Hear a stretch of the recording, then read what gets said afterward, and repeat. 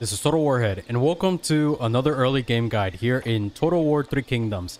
This one is in the 190 start date, Rise of the Warlords, and it is with Teng. Now, it is on Legendary Campaign difficulty, Legendary Battle difficulty, Ultra Unit Scale Size, Romance Mode, and the goals of this early game guide, right now it is turn 11. It is to get 4 trade agreements in total. You start with Dong Zhuo, Liu Yang, Han Sui, Zhang Lu. And then after confederating Dong Zhuo, you get Liu Biao. How we proceed to confederate Dong Zhuo is by marrying Dong Ming into our faction. And the turn that Dong Zhuo passes away, Dong Peishan has nobody else in her family to be leader except her, and she is single. So we work our way from being a vassal on turn 1 to Dong Zhuo to basically make about 6 to 7k per turn from turn 1 to turn 10 to have enough money to build up our economy, recruit 2 full armies to manipulate our military strength, and then be able to confederate her with an ultimatum, which is why I have -11 diplomatic ultimatums. Being a vassal of Dong Zhuo on turn 1 opens up the map in diplomacy because you get the diplomatic view of the Han Empire as well, which in turn led me to marry a lot of characters into my faction. Cao Song, actually, I better to see this way. I married Jianju, Cao Ren, Cao Song, and then keep working my way down. Hualan Li, Han Cheng, Han Xin, Han Shui, Wang Fanjue, and Wang Baolan. I probably said all those names wrong. And then Dong Peishan was the last one that I married into my faction. By doing all of this, I have a lot of characters that are distant relatives, which means they have free upkeep, and I will just utilize the redundant ones for assignments like Cao Song. Everybody else is really viable for war capabilities. I have the Emperor under my grasp. So I am actually at 197 prestige, and I can get really close to 300 to get Duke and get the Prime Minister slot open. Potentially not by the time the third faction council opens up, but later on. And also by doing all of this, we're able to re-roll the Cruel trait by getting the faction council open by turn 4. I re-rolled the Cruel trait to another one, so I got Artful, which is better than Cruel. I got the Imperial Jade seal on turn 1 as well. And in terms of weapons, of course, we got Lubu's weapon. Because Dong dies, his blade is available, so you can trade for it.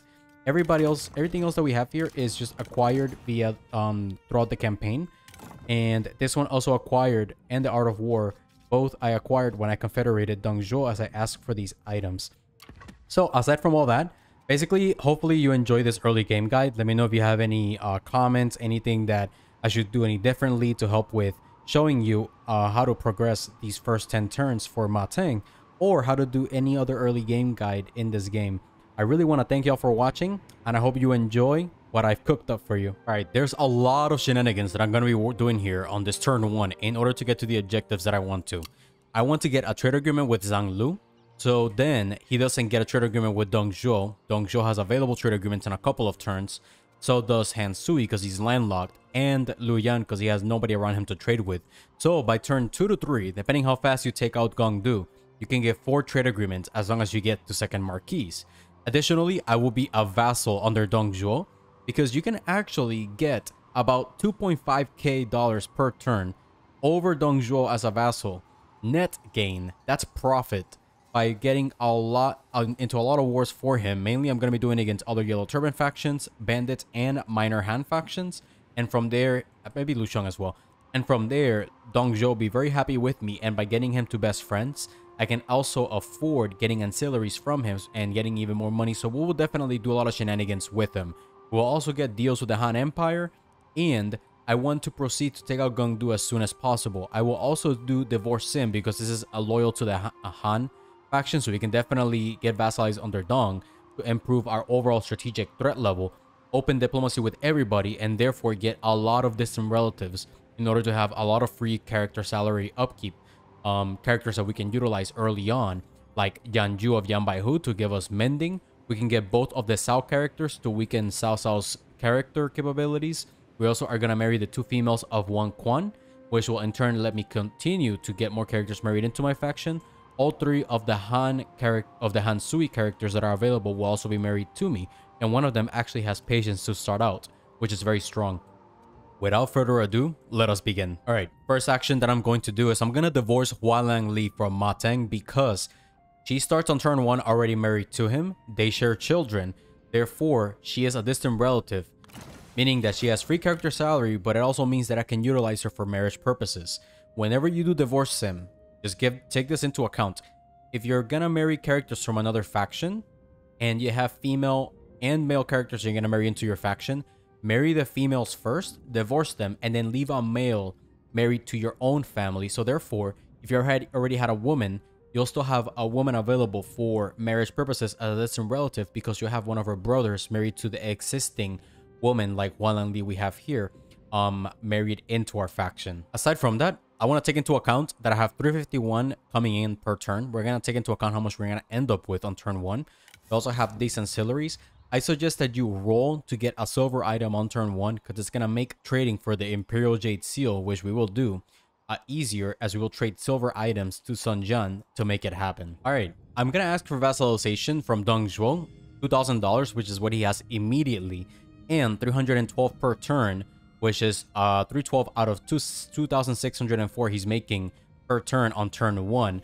I'm not gonna demand autonomy, because opinion on this idea that -9 we see here actually improves as we become best friends, which we will become best friends with him as we work our way up through deals with him, and that will in turn make us not have to lose on potential money that we can get from him early on. All right, this is where things get very interesting. So we're gonna aid Dong Zhuo in a lot of wars. Now, something's very odd here, which might be an oversight by CA.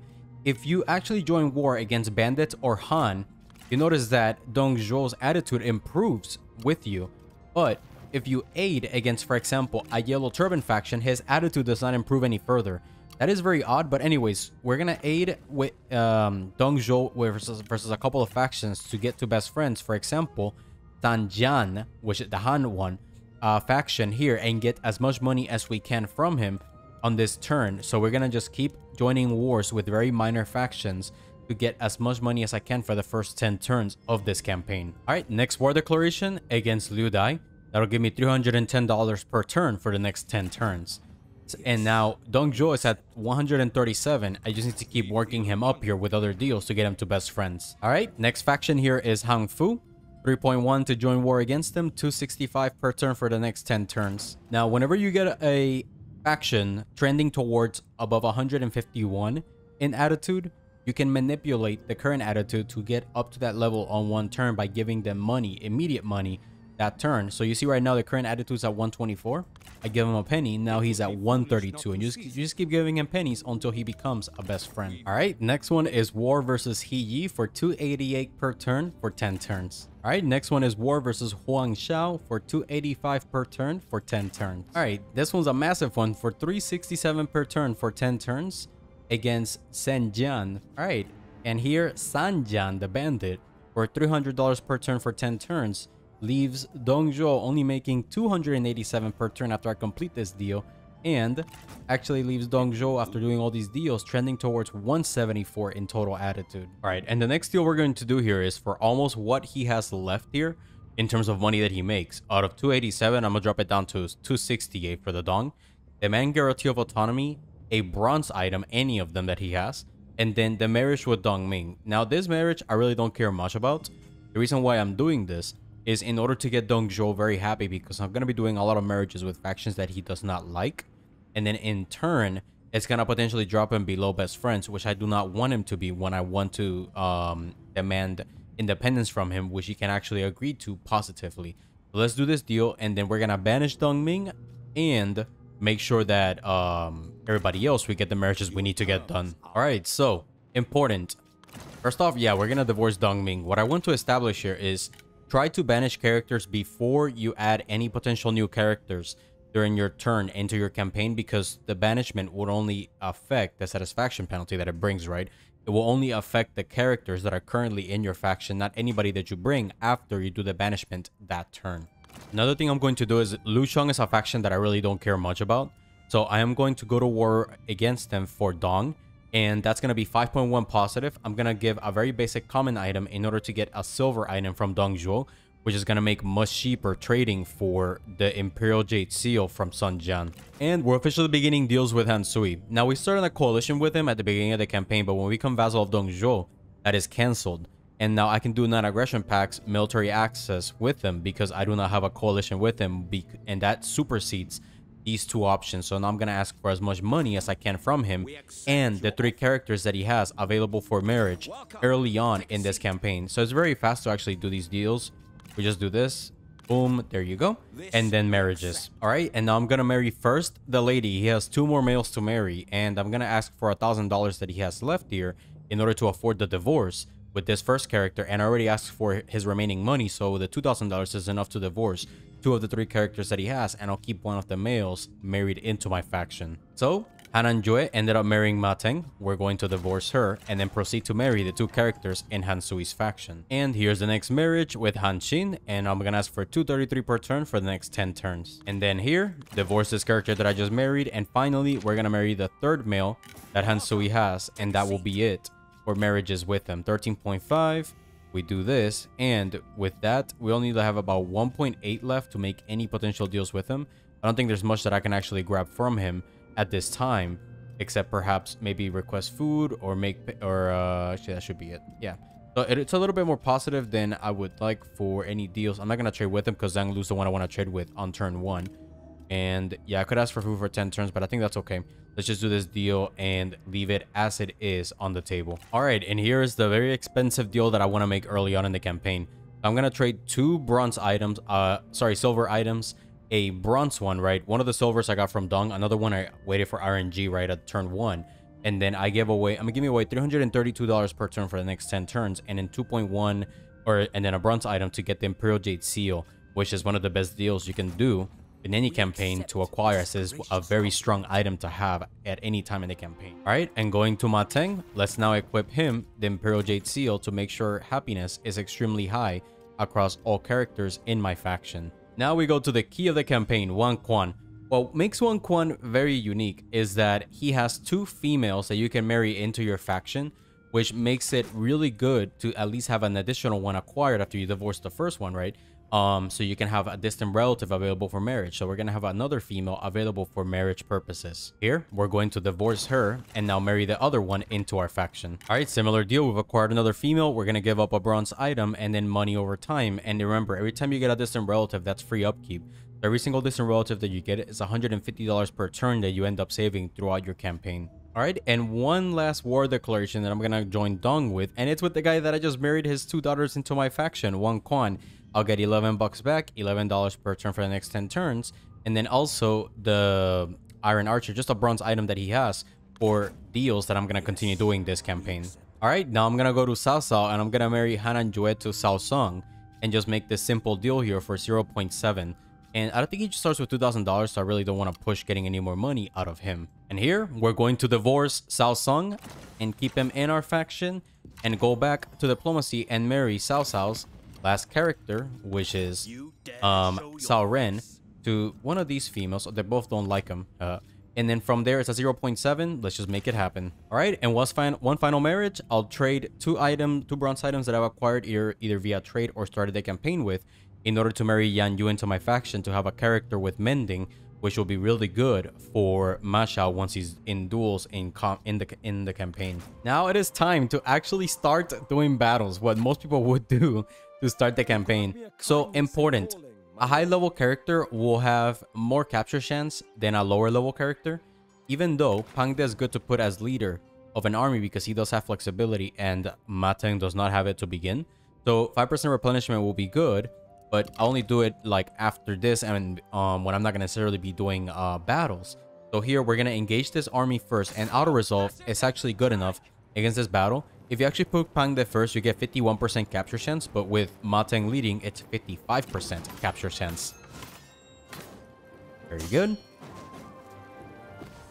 And with that, we might capture him. Let's see. No, we didn't. Classic. You know, the game doesn't love us. And then let's get the $80 that appear here. And now we have a pretty big battle that we want to do next. And we want to grab this settlement here right away. The reason for that is because that can open me trade with Zhang Lu. And then I'll take out Ma Teng myself before he pushes towards Zhang Lu. And then I'll get a trade agreement with Zhang Lu, Dong Zhuo, Han Sui, and Liu Yang. So now I'm going to proceed to engage this settlement over here. And this battle will be a manual battle And it looks like a close victory, but we're not doing this. If you delegate, Gong Du will attack, and you're going to be very depleted, and that's going to be very bad for you. So we're just going to do this battle ourselves. And Ma Teng, Hangde, and the 2 cav units are good enough to deal with everything we're going to face. Let's begin. Alright, so we're going to move these guys over here who have pretty high combat potential to actually flank, or basically hide to then proceed to attack. They're going to be the only ones to actually do anything in this battle. These units are going to be in flying crane formation, hiding over here, or being visible. And then from there, the AI will deploy on this side, while everybody else will push from this direction. Without further ado, let's begin. Move forward here. Yeah, these guys have friend, which is really good in case you get into a tight pinch. We can just activate flying crane by getting one of them basically killed, like Ma Teng. And then Pang De was unbreakable can become a nasty little machine in combat. Let's move forward with these two. Getting hit by the towers. Alright, let's slow this down. Let's make sure we actually capture the towers here. And we can move the cav units in. Alright, come on. Move forward. So if we get this capture point, we're actually going to route the units a bit more easily. What I think we should do.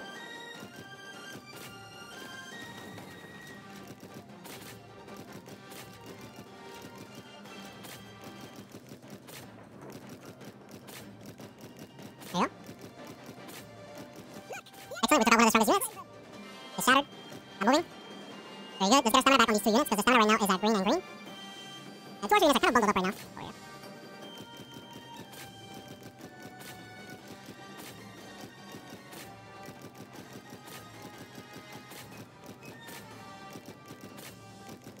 And we got the unit with encourage, which is great.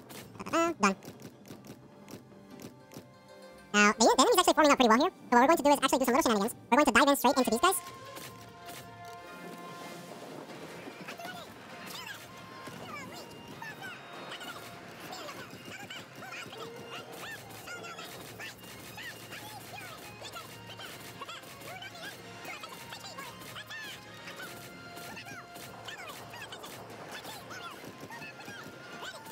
One.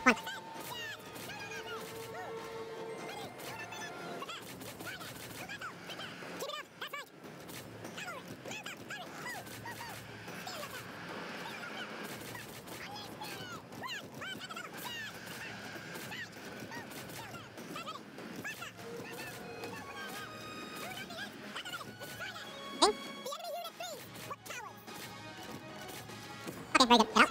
Okay, and with that, Hangde did take some good amount of damage, but that's okay. We're just going to occupy this location. We're going to get support from the people, so +5 public order and 25 faction support, which is good for expanding and grabbing settlements. That will last for 3 more turns. And then construct or upgrade a building, and then we can get economy growth to lower construction costs and recruitment or construction time. And we're going to put Hualang Li, who's level 2, to do supervised construction to further stack reductions in construction costs and construction time. We're going to put Pang De as the commanding general. And then from there, if we look here, Pang De does have more ammunition. Let's give him the bow in case Gong Du does strike us. And then we're going to go to Zhang Lu, do the trade agreement. And then that way we can get the 4 trade agreements to start out the campaign. Let's drop this down. Maybe like 260. A little bit more. There we go. Boop. We approve this. And with that, I think I've done everything I want to. We have about 1.6k in money right now. And then 3.3k in total funds. Oh, yeah, I need to build this. Oh my god, I almost forgot. We're going to switch this to be the building that we actually construct this turn. And then from there, we're going to have the next mission to have like 2 more units recruited, which we will get. And then also get that mission completed that same turn to get +10 replenishment and 50 more bonus experience for units that I have. And then once I get this settlement from Gong Du, I'll get even more recruitment cost reduction, which in turn will help me recruit the units that I want, the Xian Marauders, as much as possible to really push and blitz really fast against the AI. Without further ado, let us continue this campaign. All right, so we got your economy grows, which is going to help us really build things fast and very cheap. We got a mission to get 12 units. We'll definitely do that. Now, we're going to get in our court Hualang Li as our heir, which is going to be good in order to get -2 more construction time so we can build things really fast. And believe me, we're going to build shit like there's no tomorrow. Now, we're going to do a couple of things. We're going to engage Gong Du's army here. And because the balance of power is really positive in my favor, he's going to try to retreat. And then he's going to try to retreat yet again. We're going to get right here to the edge of our movement as close as possible to him as we can. And then we're going to recruit generals that will take the copper mine this turn. So we're going to grab Yan Yu, which is going to be the key because he can equip the spear that Ma Teng has. And he has mending, which means he'll be pretty deadly in combat trying to grab the settlement. So let's get him. And then these units are slowing him down because they're infantry. Artillery or infantry slow down the maximum movement that an army can get. Just take that into account. And then we want to get as much deployments as we possibly can here. So we are going to get at this location. There they are. We want to get at least not another strategist. I would say, because of the battle we're going to do, a sentinel would be good to deploy here, because she would have adamant resolve, and that would be useful. Let's get that done. Let's get that done. And then over here, let's get a strategist on this army. And in case we have to do the battle manually, let's get the one that has less happiness. And then doesn't matter how much movement she has left. Let's give her the bow that Hangde has, because she has more ammunition in total. And then we're going to go back to the Han Empire over here. We've basically deployed as many characters as we can. We're going to do a military access, or sorry, a non-aggression pact. And then I'm going to trade away the scholar, even though it's a good item. There's a chance that you won't necessarily get this in your campaign as you're progressing. So let's actually do this. And look, about $3,000. And from there, we're going to do the military access with the Han Empire again. Or do it with them. Go here, military access, Han Empire. And then let's just maximize this as much as we can. Very good. Oh, okay, here we go. We accept. And then with that done, we have this mission completed, because basically if you do a deal diplomatically, when this mission is active to be completed and you surpass it during the turn and then you do the deal, you're going to actually complete this and get the extra bonus experience, yada yada. Next one is to hold 4 settlements, which we will do. And then now we're going to start engaging his army. So we're going to grab this army, not the one with the less units or less heroes. We're going to grab this guy to move towards him here. And then this is a Pyrrhic victory. If you don't call her in, deploy her, it's actually a loss, even though the balance of power is really in your favor. So just take that into account. At least deploy one more general and you can just auto-resolve against Gong and not have to fight him and his like 6 abilities that these characters have put together. But with that done, let's just get more money. And then this army, boom, look at that, can reach here. So let's make sure we equip as many items as we can for this battle. There we go. And then I don't think they can get... Wait, how the hell did I get this in the battle? Oh, shit. Okay, so we got that. And I don't think there's anything that I can equip here. All right, that's it. And then we can move these guys over. And from there, we just need to make sure that he just munches through the enemies. There's not a lot of damage output that he has, but mending and adamant resolve to help us win this battle. Let's go. Alright, let's begin. Let's move forward. Alright, they're moving out towards us.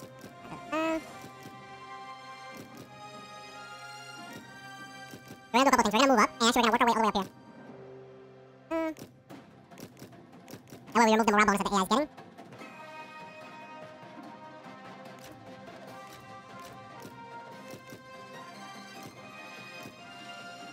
Let's go forward, these guys over here. Nice.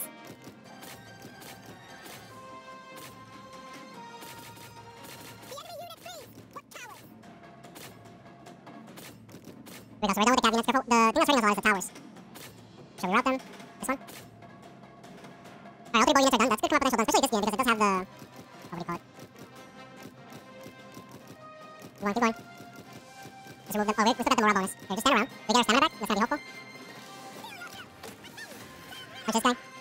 It should have like 122% melee vision. Holy shit, dude.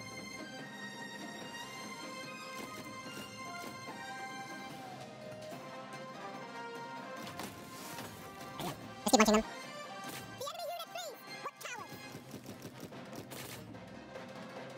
There we go, keep going.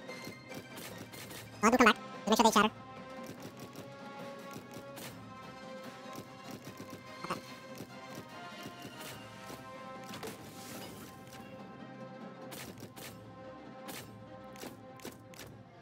Ooh, careful. That was close.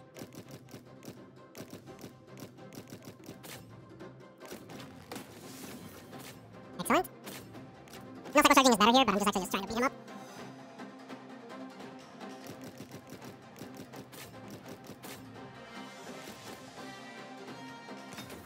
There we go. Keep chasing until they shatter.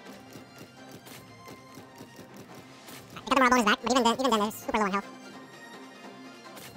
There you go, shattered. That's it, combat losses. So we took out the highest combat potential. Now, by having won this battle and basically doing all the things that I've done by destroying Gong, do this early, getting 4 regions, we have Taste of Victory for 2 more turns. Support from the people 2 more turns. Your economy grows for 3 turns, and believe me, we're gonna min-max this as much as possible. Minor strategic threat is important. We do have that. We gotta take that into account. We do have growing might, which we really don't care about early on. You get momentum at 6 turns. Now, if we get to second Marquis, we can get 6 more turns of you gain momentum, which we will utilize since we want to recruit two big armies by turn 9 in order to be able to confederate Dong Zhuo. That's right, peeps. We're gonna be confederating Dong Zhuo because since we married away Dong Ming, he's actually left now with only Dong Zhuo and Dong Peishan in the faction family tree. So once he dies, Dong Peishan is actually available for marriage since there's no males to actually take over as heirs into the throne. So anyways, with that out of the way, we're gonna do a couple more things here. So we want to build this up as fast as we can because we want to get the prestige up to get to second Marquis. Every time we build up a major region, you go up by 4 prestige points. So building it up twice here is gonna get us above 50. Let's just automatically build this, and then again, even though it costs a lot, you just automatically build this one too. And then we got to the next level here. Now with second Marquis, I want to get 3 trade agreements and 1 administrator. So we get that done. And now we get the extra recruitment cost for 6 more turns. In order to get Duke, we're going to get $2,000 more dollars. But now look at this. We're going to go here and deploy an admin. And that's going to be the only sentinel we have left that we haven't deployed to lower construction costs by a bit further. That's going to lower upkeep by 300. So we definitely want to take advantage of having put there in that position as much as we possibly can. So let's start here by doing quick deals. And then if we go here, we don't care about these people. Let's go to trade agreement. Let's go to Dong. And it's at 4.9. And then, you know, you kind of think like, oh, okay, we kind of left them broke. And it's like, no, it seems like we didn't. You know, let's do, oh shit, 19. There we go. So we're going to get a little bit of money back from him, but we want as much immediate money as possible to build up our economy. So let's do that with him. And then with Han Sui, we're going to do some shenanigans. Before doing so, let's go to Liu Yan down here. Let's make this trade agreement happen. Not a waste of time. What are you talking about? Let's make this deal. Now we have 3 trade agreements. And then with Han Sui, we're going to basically give him the kitchen sink, except the Imperial Jade seal. We don't care about all of this stuff that's around here that we have because we're not going to be doing battles for a long time. And then we're going to confederate some of the best generals in the game. So we don't care about any of these items. We're going to give them all to Mr. Han Sui in order to make some good amount of money back from him. This trade agreement is 8.8. We're going to trade away this bronze item, and then all of this. And from there, we can get the silk pass that he has. And with that, we have 2 of the 3 silk passes that are in the northwest of the map, which is great. Now with that, Cao Cao does want some deals with us. We'll keep him at our bay. Really, we're not going to do those deals with him just yet. And now it's time to build up this region as fast as we can. So we are -2 food, so we have to leave somebody foraging around here. We'll definitely have to try to manage that. But now we have $3,000, which means that we can actually build up these regions here as soon as we possibly can. I'm at 4.3k right now in the bank that I'm making, and I can keep making more money by building up the Silk Road caravan. So let's do that there. And then here, these guys, we can keep at least one of them deployed. Let's say we want to keep Jianju deployed. Let me see. This chick is the one that's a bit unhappy with me. Recall her, let's recall her, recall him, recall them, recall them, recall them. We don't care about any units being deployed. And then Teng has leveled up, and he does have good skills around here, but he's a leader, so I want to give him reach and flexibility. So I can lower redeployment costs as much as I can. And then from there, let's keep him deployed. Let's recall this guy. Let's recall this lady. And Teng, he can't do foraging right now. Here. Okay, we can't do foraging. Let's recall all these people. And then we'll be at -2 food for 1 turn, but we can still actually survive with the 6 reserves that we have right now, because we're only going down by minus, only by -4. And from here, we're going to build up this place up. We're going to try to manage the food situation that we have. We're good on reserves. We'll be only dropping to 2, and then we'll fix the food situation. And from there, it's just sitting still, sitting very patiently to build up as fast as we can our economy locally. And then from there, look at that, 5.6k money on turn 2 as a freaking vassal. Are you kidding me, dude? So anyways, that is it here. Let us continue. All right, it is now winter turn 3. I'm building up the Silk Road up here as fast as possible. And then here I built up the communal workshop, and I believe this one finished before this turn started. And now I'm building the copper pit. So I'm gonna have these guys all the way up to pretty much really close to the highest levels to level them up. And then I deployed with movement exploit, right? Pang De and Yanju into foraging stance. So now I'm at +2 food, and I'm no longer dropping in reserves negatively. I can just build up the reserves as fast as possible in these locations. So that is it here. Let us continue. All right, it is now turn 4, and because we got to second Marquis, we got these positions open. Let's fill them up with characters that are unique. Cao Ren and Yan Yu will do. And sure, it's gonna cause me a big economic hit here, especially from the Grand Command, which is minus 10% recruitment cost. But I get the faction council open, and oh my god, dude, holy shit! I got industrial economy focus. Now I do have this option here, and I don't really care about any of these, but you can actually remove this satisfaction one if you actually improve the happiness. I'm gonna have to improve for both of these guys. Let's improve this happiness by 100, and then Wang's over here as well. No? And that'll drop my economy by 200 per turn. But now I actually should go back here, and we got industrial economy focus. Oh, and we can get way more character experience for a character. Nice. So let's see, Hualan Li. Okay, so she is our heir. Now, I don't think I can get this for... What do you call it? I don't think I can get this for my faction leader. But as heir, I can at least get... Oh, that's not her. Oh, yeah, I forgot that she leveled... Hananjue, the administrator, actually leveled up in the previous turn. So I give her the stability to get +5 public order in her administered commandery. Now, let's see what characters we can get by rolling this. Alan Li. I don't care about the strategist. I don't care about the strategist. Oh, we can get Yan Yu. Oh, nice. So we can get Yan Yu. And then with that, we can give him flexibility and reach. We just gotta get him to level up. Who is on assignment though? It is... can I get Hualan Li? Let me see. Thought I did, right? Ande. So she is on assignment, so she should actually be able to get more points. But we don't care about that guy leveling up. Ooh, Cao Ren. Oh, that's good. Now, I'm not sure if he'll get that much experience given that he's just standing around. But that's good because then we can work him up to get Heavenly Presence. And then here we can get Industrial Economy Focus that I really care about. And that's going to blow up my economy. And then let's get this for Cao Ren. And then from there, let's go and do that.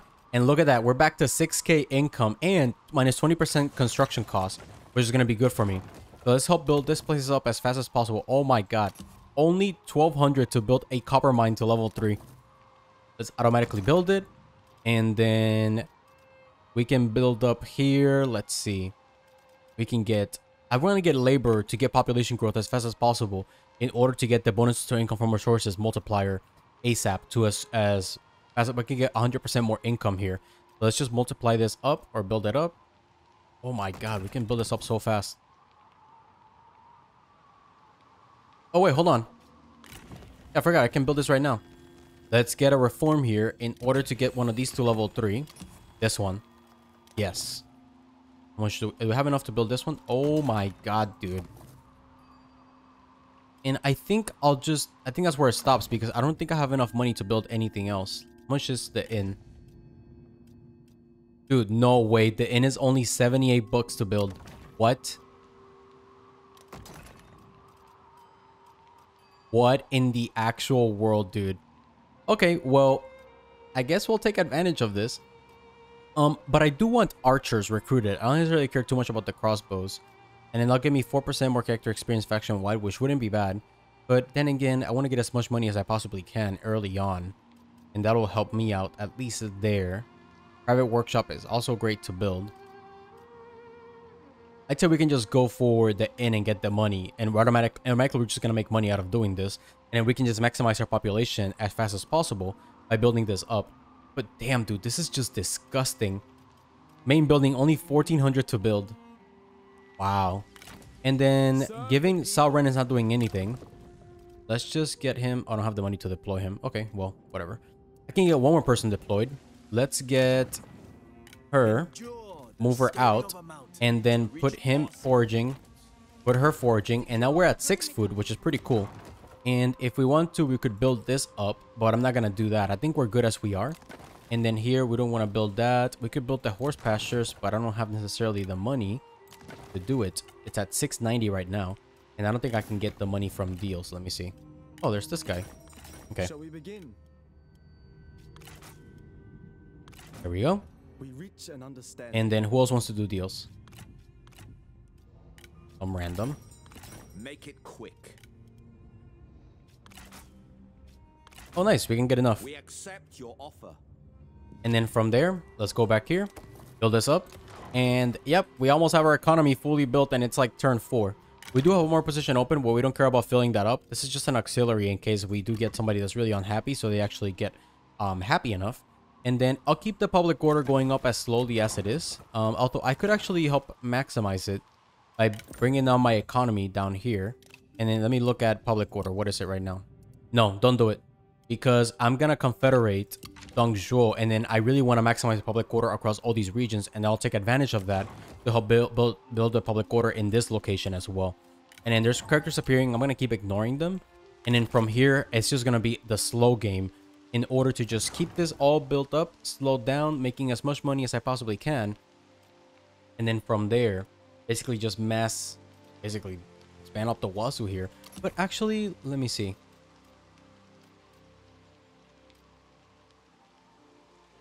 Man, I really want to build this blacksmith place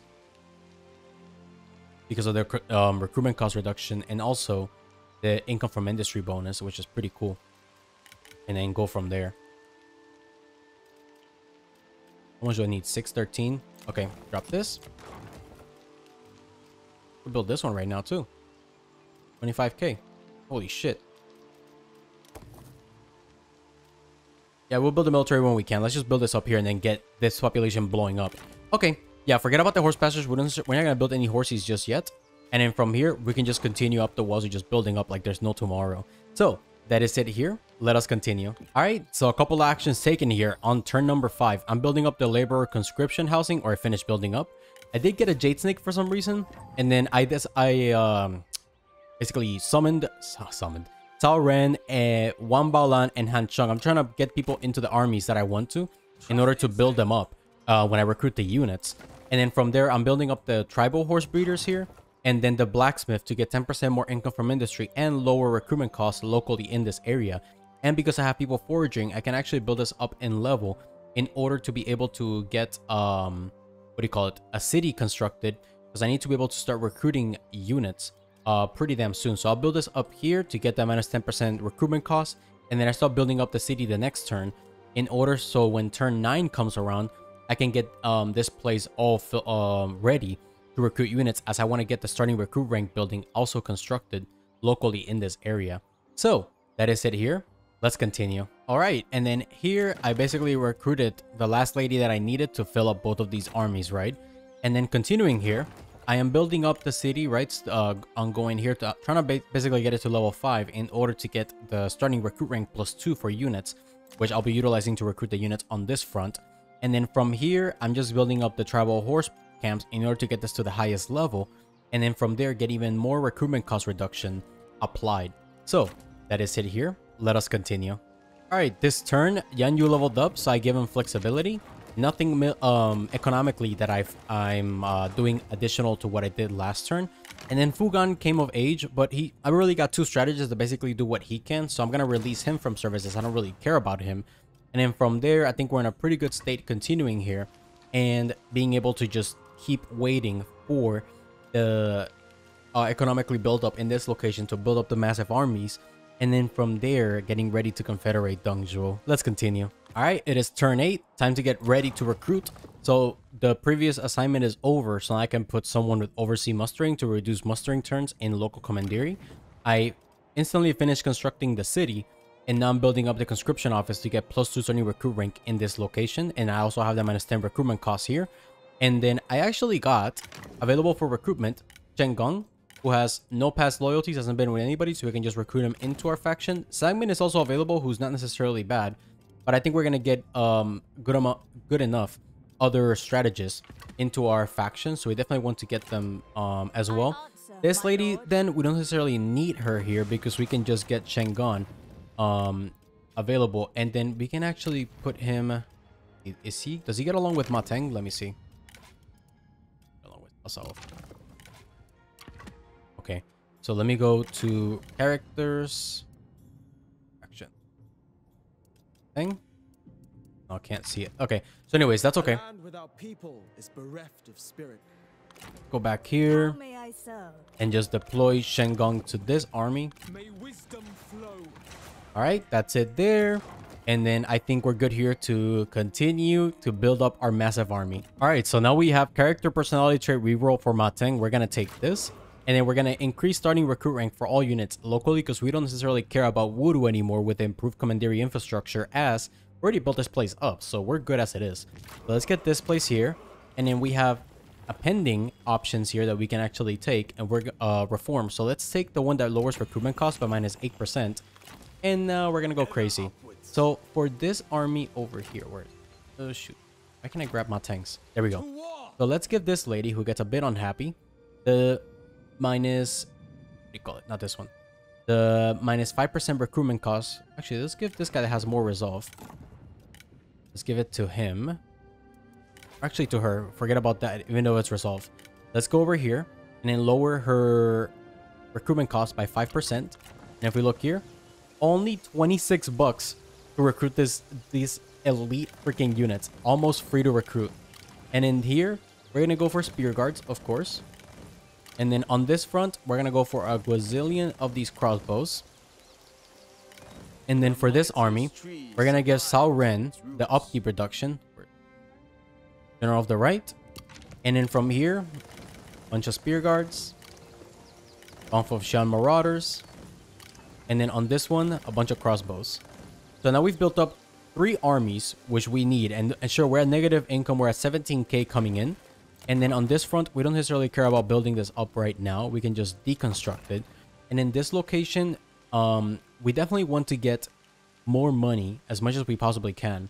And we also want to get more character experience. I think in this location, though, given that we want to make sure public order is at a pretty good state, we actually rolled away cruel, which is good. Let's see what trait we actually got that we rolled away. We got artful, so we got... okay, well, whatever. Anyways, that's way better than cruel as a faction leader. So aside from that, though, we can get administrative office here in order to get the extra prestige, as we want to be able to get to Duke as fast as possible. So building this up in as many commanderies as possible is going to be of good use to level up as much as we can as fast as possible to unlock Prime Minister after we do the Confederation. So we're going to build up this big ass armies, keep these guys as they are, and from here proceed to Confederate. Did he deploy Diaoshan? Oh, he didn't. Man, that sucks. So anyways, that is it here for us. Let us continue. All right, so we're getting ready for turn 11. Now, something I want to take advantage of is that if you actually have an administrator in place and they have a garrison, that actually helps boost up your military strength. So I'm going to get her recruited with units, and she's already at level 3, so she can get the San Majan. So let's get a bunch of the Jian swords, the San Majan, and she does have Vayne, which is pretty bad. But she's not that bad as a administrator once she works her way down, as a generic at least. So let's get her... Wait, let's make sure she got the unit. Here we go. Let's get her recalled. And then let's get another person deployed here. Let's see who do we want to... Let's deploy this strategist here. And then move her out. And then from there, we're in a pretty good overall state here and getting ready for the massive recruitment in this area. But aside from that, I think we're pretty good overall. And getting the magistrate built here. And from there, I should be able to build up this area, or basically confederate Dongzhuo in the next turn. Our heir did level up. Let's get stability because she won't be heir forever. And then I'll put her as an administrator, given she is a, what do you call it? A sentinel. So she can reduce construction costs locally. Aside from that, we're going to get the magistrate built in order to get a little bit more income from our sources, but the extra prestige, which I will want to work my way up to Duke as soon as I can. So that is it here. Let's continue. All right, and it is now turn 11. Time to begin the shenanigans. So we get a little pop-ups here. It seems that Zhou and Xiao starting his coalitions. Let's close all of that. Little pop-up here. Oh, seems somebody leveled up. So Dongzhuo died. So it is perfect because that's gonna let us actually proceed to confederate Dong Peishan. If we look at Dong Peishan's family tree, it is ripe for the taking to confederate her because she has nothing to basically be a regent to or anything like that. So continuing, we're going to confederate, but we have an army limit of 4. And if you confederate factions, you're gonna potentially not get the generals that are deployed around if they actually eat up over the army limit that you have. So we're going to keep 2 army slots open. I'll probably get Lubu. Ooh, we're going to get Daoshan. And then we're going to get Li Jue. But then we'll be able to get any of these guys in this army, which is fine by me. So I'll keep these guys here in order to maximize my military strength as high as I possibly can. And then we're going to start going to diplomacy. And then this is where shenanigans begin. So, oh wait, hold on. Let me actually... How much can I get out of Dong Peishan? Okay, let's go here. Let's go to Dong Peishan. And then I have a ton of money that I can utilize. And for basically these purposes. And then here, I'm going to grab everything that she has. So we just grabbed Dong Zhuo's blade. Welcome, friend. Ooh, Breath and Wind, baby. Yeah. Wait, what's it called? Yeah, Breath and Wind. What to say? Did I say that wrong? Joy to see you. Here. Great ancillaries. Mathematician. Okay. And then just make a very small payment. I just need to get her all the way up to best friends. Where is she at right now? Pretty close. Let's keep going. Make regular payments. And then make payment. Very good. Your offer shows a Okay, so she's a best friend. Now, if I want to join through marriage, it's actually too positive right now. It's at 13 point, or it's not positive now. It's at 13.5. And then you could potentially get a positive ask for declaration of war. But it really depends on the RNG of what diplomatic attitude she actually, a personality she actually has. It seems this one's not very good because it was a negative, I think it was like 8. To try to join wars against Gaogan, and some of my tries it's actually like positive 12, so that's not gonna work. So because we can't just do that in order to get this all the way positive, I'm gonna have to basically manipulate this as much as I can to get everything I want here. So let's get all the money she immediately has, goodwill stabilizes relations. and then here we go. This is where it gets interesting. So we're gonna ask for liberation, negative 47.7. That's absurd. So we're gonna give back everything that we have right now. Whoop. All of that. We're going to get those items back. Make regular payment. There we go. So it's at 20 point something. And then we're going to trade away 2 regions. Oh my god. Okay. Drop this down. There we go. So we're going to basically ask for liberation. Gift all these items away and these territories. But we're going to get them back. We are in agreement. And then here she's still a best friend, which is great. Let's go back here. Welcome, and join faction through marriage, negative 19. So we can do it with an ultimatum. Ultimatums will cause your diplomatic attitude to drop to negative 11, but we can actually manage that. And then here, let's get back everything that we gave. Really? Okay. There we go. We are in agreement. Let's get back all of the items that we gave to her. Boop, boop, boop, boop. And then trade ancillaries. That back. I don't think I can grab these 2 at the same time, can I? Oh, yeah, we can. Very good. Your terms are acceptable. And then... Greetings. Here. All right, there we go. Birth and Wind. And then another deal. Make regular payments. And then I probably got like a little bit of pennies that I can ask back. We are in agreement. Okay, and then with that, I don't have anything else that I can ask from her. I mean, she has... Let me see. Yeah, I'm gonna get that's not gonna be of matter. Food is not gonna be of matter. So that's basically it. So we're gonna do joint faction through Confederation, Marriage Confederation, and then we're gonna issue an ultimatum. And with that, boop, there we go. We now have the Han under our control. We got the Emperor, which means we got to Marquis level, and Yuan Shao doesn't like our ass. So that always happens. Every time I've done this in these guides, he always ends up at war against us. Everybody else, they're happy to accept these deals. A reasoned proposal. Very good. Agreeable terms. Okay, so that's it there. Now, there's some people that I want to become very friendly with. Coalition, where is Sun She? The negative 20. So what happens now is that Sun She is not at war with the Han Empire. If I were to get into a coalition with Sun She, I could potentially prevent him from basically ever expanding southwards, and he'll be stuck in this area of the map. So if I actually get a general to start annexing Han territories this way, I could just proceed on a straight line path to annex as much of the Han Empire as I can until I get to King. And then from there, I can just confederate the Han Empire and just finalize things. There's some more things that we can do. Let's basically get this trade agreement with Liu Biao so we get back up our trade agreement amounts. We're good there. And then non-aggression packs. Who's the highest? Let me see. Oshan. I think Sunche is not that positive. -2. Yeah, but I can't really protect them from the Han Empire. So, anyways, if you want to do a coalition, you can. It's just gonna cost like -20 to make it happen. Now we completed the mission to destroy Dongzhou, so now we have the next one, which is for Cao Cao.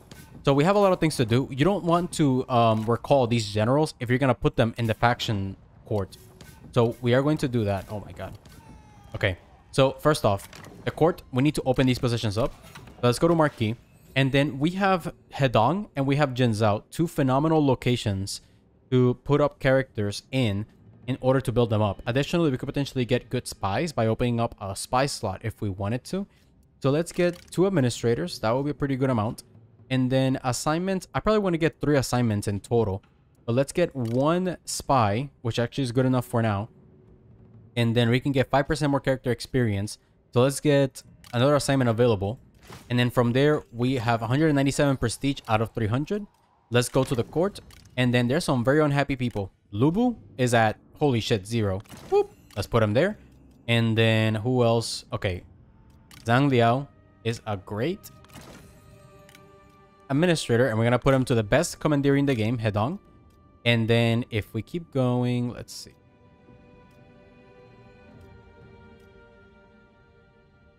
We'll see, he's not a bad administrator, but we don't. And we could get 1 more person into a slot, but we can look at that later. Probably Hualan Li could be an administrator. And then the third person that I want to put into a position here, who is really unhappy? Anybody?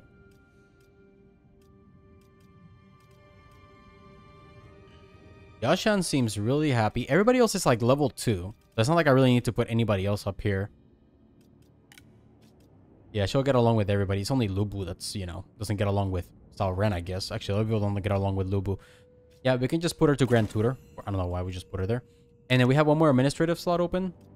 So Han Chang will be useful because of S-1 construction time to help build up regions faster. So he could be useful to put in, for example, this area right here. Jinzhou. And then from there, it can just build it up faster. Actually, Anding needs to be leveled up ASAP because Anding is going to be the key to get the food in order to build up the rest of the regions. So let's put him here. Yeah, we drop in administrative costs a lot, but we'll have to manage that. And then for some reason, some characters, I mean, they don't join us because they weren't deployed. And we can get Jiashu here into our faction, which is great. We got that character. And there's a bunch of generics here. Some of them we don't necessarily want to be with us. So like New Fu, for example, we don't care about. So we can just release from service. He doesn't have any items that I want either. Just release from service. And of course, that's going to help. He's no longer going to be deployed. And from there, Li Jue will keep in our faction. He's not necessarily bad. And then all of these are distant relatives, so they don't have upkeep. Only Pang De, Chen Gong, and Yashu, I believe, Li Jue as well. We'll see. Oh my god, that's a lot of people. Do have costs that I have to manage. And then San Liao and Lubu. So anyways, a couple of characters that have joined, and they do have costs that I have to try to manage. I think I will want to keep everybody else. We'll see is pretty good with his minus 10% construction costs. And then continuing. Yeah, he's not necessarily bad to keep. And I don't want anybody put into a chancellor position. Okay. And then in terms of spies, nobody useful just yet. It's useful to just keep looking here to see if there's any potential turncoats of very important factions to get onto our side.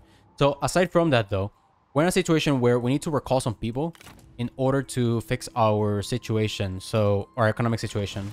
Let's do this. Let's do this. Let's do this. And then here. And now we're only at negative 1k in upkeep. And we have these guys to remove as well. You beckon? At ease. It's interesting that Lubu's army has movement. It's the first time I've confederated and I see somebody with actual movement. Your presence is heartening. Yeah, these guys don't have movement. Let's recall. And then here, let's recall. And then over here. Arrival is welcome, my lord. My lord, I hope all is well. And then we want to annex like crazy. So we're going to move Lubu this way. To conquest. Prepare the camp.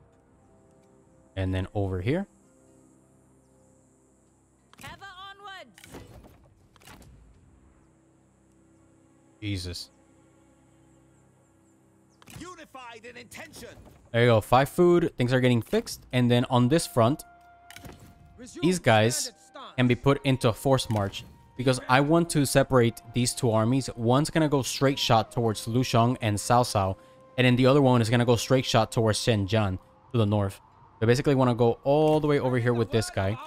And then this guy also, I want to just move up this way towards the mountains.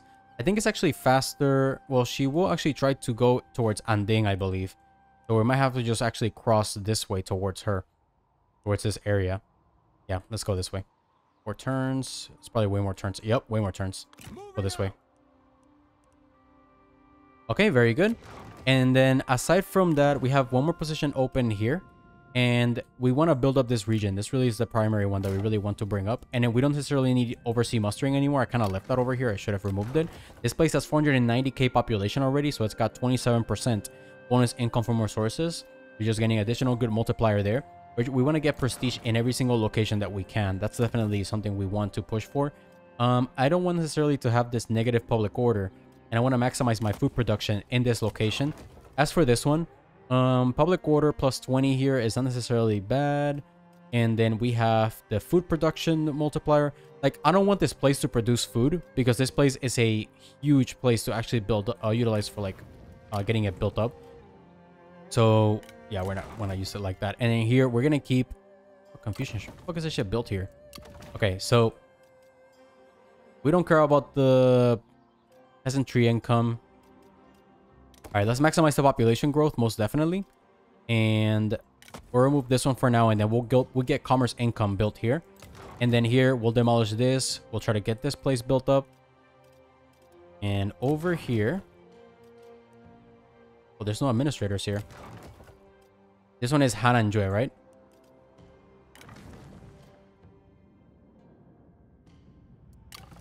Can I just put her over here? Let me see.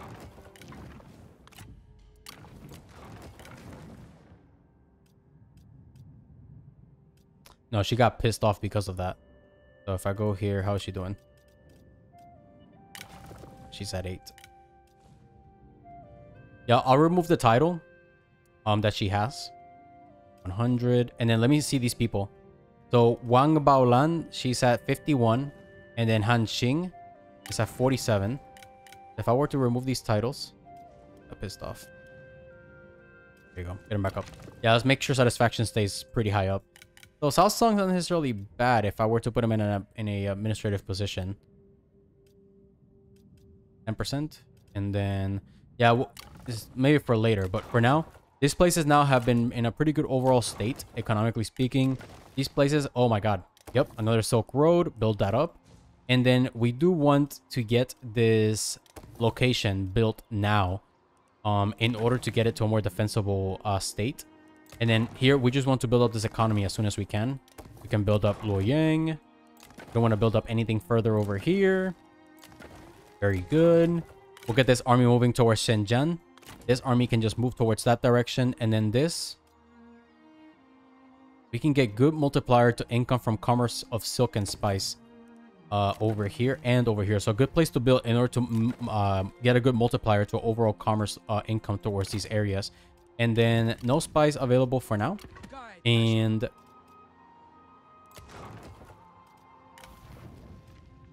yeah. So with that out of the way, we'll move Hananjue to this location to get it built as soon as possible. And I want to get industry income and commerce income blowing up over here. I want to get as much prestige as I possibly can. And of course, Lubu, I don't necessarily want to keep like just here. So I want to get other people deployed that I won't necessarily utilize for war. Lubu, Zhang Liao, they'll push towards annexing these regions or occupying them. And then from there, work my way to just try to push towards Shenzhen. And then Cao Cao over here. So anyways, and then also if we're building up too fast and we won't have the income to just basically annex these regions, just slow down on building up a lot of these areas. So therefore you can afford to annex throughout these parts of the map. And then from there, we definitely want to get all of Anding in order to get all the food that we need to maintain these areas around here. So anyways, that is it here for this early game guide. You know, pretty good, it's a great state. We have the Confederated the Dongzhuo faction. We got a lot of his items. We have the Han Empire as our vassal. And from here, we have the faction council completely open. If we want to, if we look at public order right now, over here, I mean, it's in a pretty good state. I'd say that you could just do this and get positive income. And then from there, we could take advantage of doing that. Be ready to move. Ready yourselves. And then this will cost $4,000. I don't have money for that one, though. Go back to foraging. Prepare the camp. You can go this way. And she can go this way. Okay. So anyways, and also we got a iron mine, which means that we can also get the reform next, which is the construction mine reform, this one here. And with that, we can build the copper mine to the next level, the Jade artisans to level 4. So we really got the capabilities to start building up the population growth as well, in order to get all these regions to level up as soon as they possibly can, and therefore expand as soon as possible. Zhang Lu, you don't want to get in war or, you know, basically defeat his faction, because if you actually keep him around until the late game, you can just confederate him, and then you can put him into a position of power, because he gives 100% more food production, which is great. And in Han Sui, you can just basically betray his ass, do whatever you want with him, and then from there, just continue. And in terms of our economy, we are going to, we have negative 332 in tribute, negative 3.1k in salary because of everybody that's in positions like administrative positions and whatnot. And then tributaries we're getting from the Han Empire, that will go down over time. And in 442, we're going to lose. So I think overall, we're in a pretty good economic state. We can just build up our economy and build up some of the best commanderies in the game, as well as get the food to actually be able to maintain these areas of the map. So anyways, that is it here for this campaign. I really want to thank y'all for watching, and I hope to see y'all on the next one. Bye bye.